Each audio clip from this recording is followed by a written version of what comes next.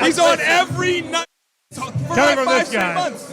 I don't know about that. Fairness, if you have a choice to talk to Bob Huggins or Robbie Hummel, who are you talking to? Well, off camera, I'm definitely talking to Huggins. No, on, off, whatever. Whatever. I mean, off camera, it gets really aggressive. Oh. That's some good stuff. How in the hell? I'm watching your show earlier this week, and I'm seeing the Residence Inn cabinets in the background, T-shirt and all. How do you do a show with him every week? The fact that he was in Vegas for like a week straight on a bender and then trying to be like, I work really hard. I'm a really hard worker. After he was in Charleston for 2 months. 2 months. 2 months in Charleston. He at the pool at Circle. Circle. For 2 months. This sounds amazing. He was hanging out. Oh, 6 weeks. I was following Pat Kelsey. Yeah, right. Yeah, covering Pat Kelsey. The amount that team. there is no one I have ever seen talk more about work conditions than him. No, I agree. Like stories. Then he's got you like taking over Valpo.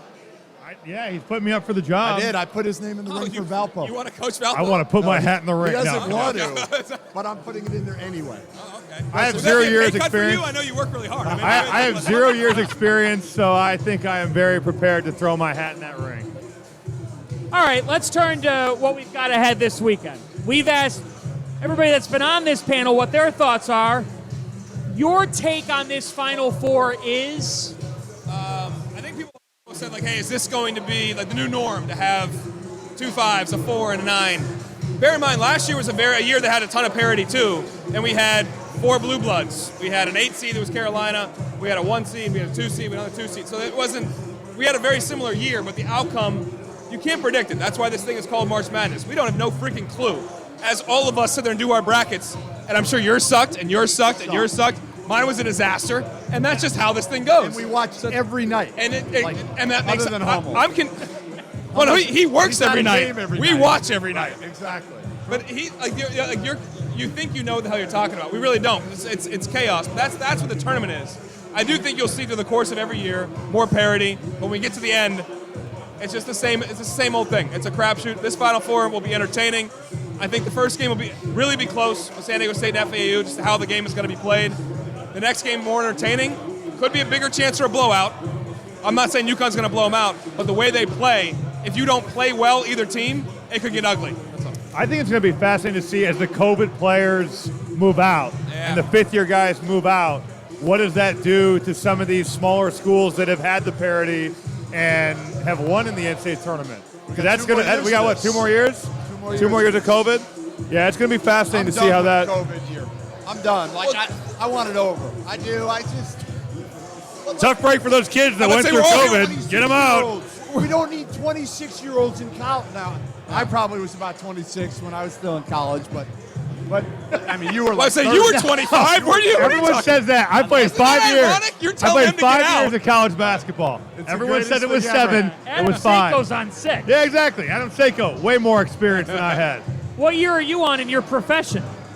How about this one? I'm 48. embarrassing you right now.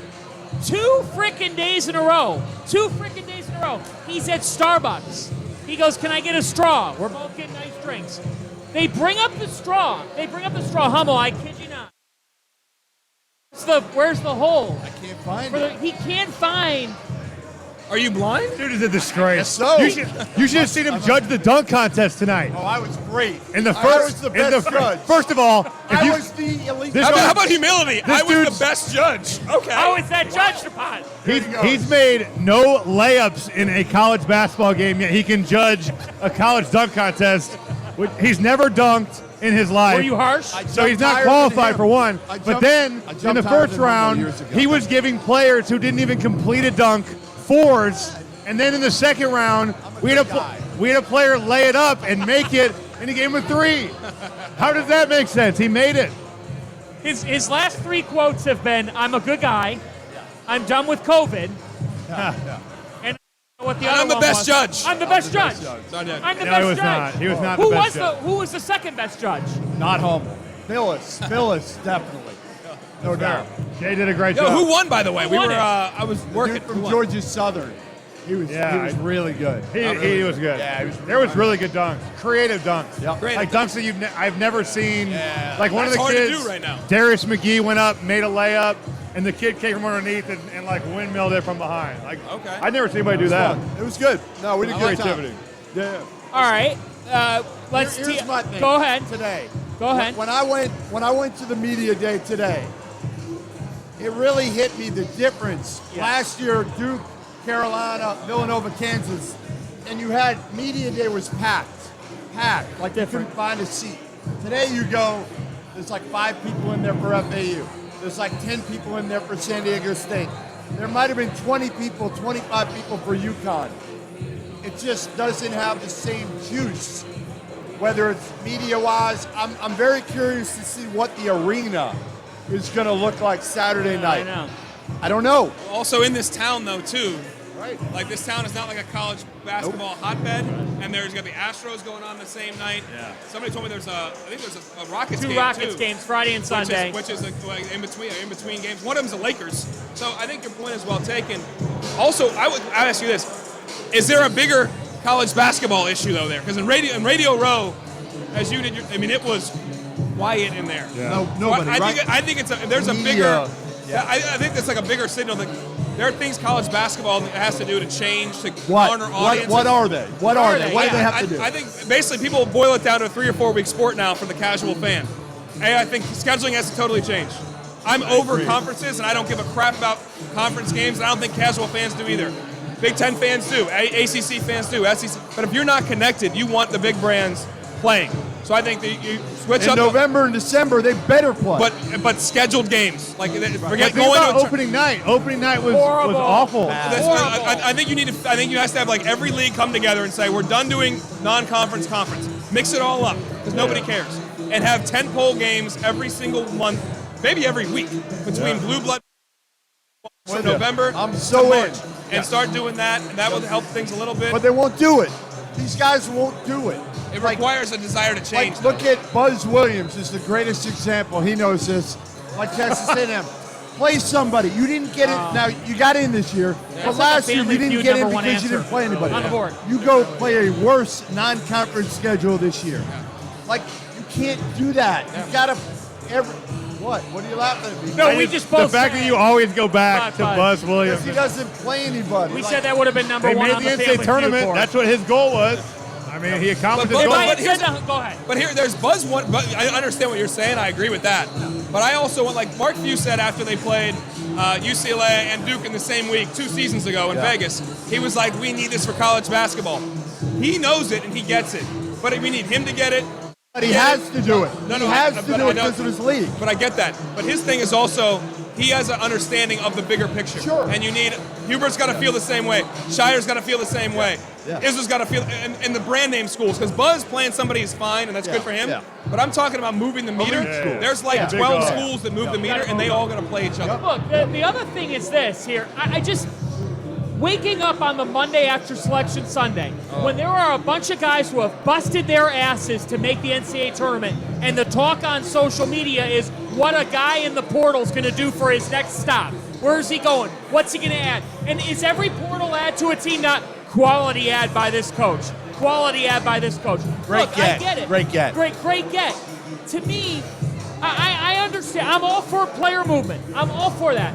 But seeing over 1,000 kids, and last hour he goes, I told my wife, honey, I'm sorry, but this is just one big sprint. He goes, I have to be on. Like, we got to do something with that timeline to make it make a little bit more sense. Well, I asked a couple coaches today about that too. It's like, what would you want? There's no good time. That's the worst time. Push it back a little bit. But I would Horrible say time. you could even do it. You should do it Monday. One week later. You should do it like basically like. Next week. I would say next week. You do like a Wednesday. Let's bask in the glow Yeah, of a day let or the two. NCAA tournament be the go. biggest story, and then after the season Brian ends, we Dutcher- have whatever. Dutcher the- was saying today how he had to make a recruiting call today. Come Like, on. Why should he have to worry about That's that? insane. It's That's stupid. insane. It's like when Arkansas was contacting a transfer literally 12 hours after, and it goes all over Twitter. I Illinois transfer. walked in the Gonzaga coaches room, and Roger Powell, their assistant, is FaceTiming a kid in the portal. from the locker room. Yeah. Got to do it. You got That's to. so wild. That's Otherwise, so you're wild. not getting dudes. You're done next year. You're 3 weeks behind the 8 ball. Exactly, yeah. All right, we got 60 seconds here. Give me your prediction for the weekend. I just think UConn's playing too well, and I really like Miami. I think Miami's got dudes. I think UConn ends up playing San Diego State, and I think UConn's national champions. UConn minus 125 is my favorite play on the board right now to win it all because I think there's a value play there. If they get by Miami, Miami's got dudes. 3 guys always, sometimes 4 on the court that can create for themselves or a teammate. Most teams don't have that. That's hard to defend. I think they get by them. I like the number. Miami 5.5. UConn to win that game. UConn to cut them down. Fair play. Today's episode of the Field of 68 After Dark is presented by our partners over at Underdog Fantasy, the easiest place to play college basketball pick'em, where you can win real cash prizes simply by picking player stats in this weekend's Final 4 games. And pick'em, all you do is pick whether a player will go higher or lower on Underdog's projected totals, whether it's points or rebounds or assists or all of them combined. If you're like me and you think Adama Sanogo is going to go nuts this weekend, pick higher on his points projection, pick higher on his rebounds projection, maybe throw in a lower on Matt Bradley's scoring totals, a higher on Isaiah Wong, whatever it is that you like.